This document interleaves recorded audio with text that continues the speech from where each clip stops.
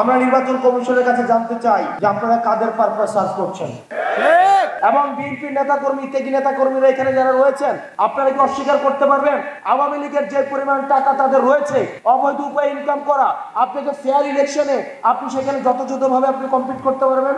আপনাদেরকে মাথায় রাখতে হবে আওয়ামী লীগ যে নির্বাচন পদ্ধতি বানিয়ে গিয়েছে এই নির্বাচন পদ্ধতির খেলার মাঠটা শুধুমাত্র আওয়ামী লীগ যেন খেলতে পারে সেই উপযোগী করে সেই মাঠটা বানানো হয়েছে, সেখানে আপনি খেলতে পারবেন না।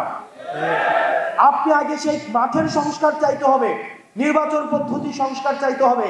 আপনারা কি অস্বীকার করতে পারবেন যে পদ্ধতি নির্বাচন হয় সেইখানে একটা ওসি সেখানে নির্বাচন করে দেয়, একটা এসপি নির্বাচন করে দেয়, একটা ইউনো নির্বাচন করে দেয়?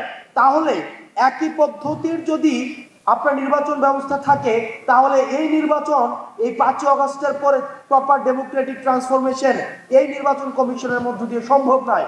সেই কারণে আমরা আপনাদেরও সহায়তা চাই যাতে করে আমাদের একটা যেন প্রপার গ্রহণযোগ্য ফ্রি ফেয়ার এন্ড পার্টিসিপেটরি একটা নির্বাচন হয়। সেটার জন্য নির্বাচন কমিশনের সংস্কার নিয়ে আপনারা কথা বলেন। দুঃখজনক বিষয় আপনারা জানবেন নির্বাচন কমিশন থেকে বলা হয়েছে, আমরা আমাদের থেকে একটা প্রস্তাবনা দিয়েছিলাম, যারা ফেরারি আসামি আছে, যারা গণহত্যার আসামি আছে, তারা যদি নির্বাচনে অংশগ্রহণ করতে চায় তাহলে তারা সশরীরে এসে তারা পেপার সাবমিট করতে হবে। আপনারা জানেন নির্বাচন কমিশন সেটার বিরোধিতা জানিয়েছে। আমরা নির্বাচন কমিশনের কাছে জানতে চাই যে আপনারা কাদের পারপাস সার্ভ করছেন।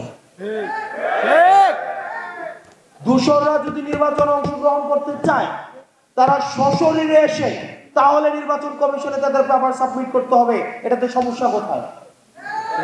এটাতে সমস্যা কোথায়?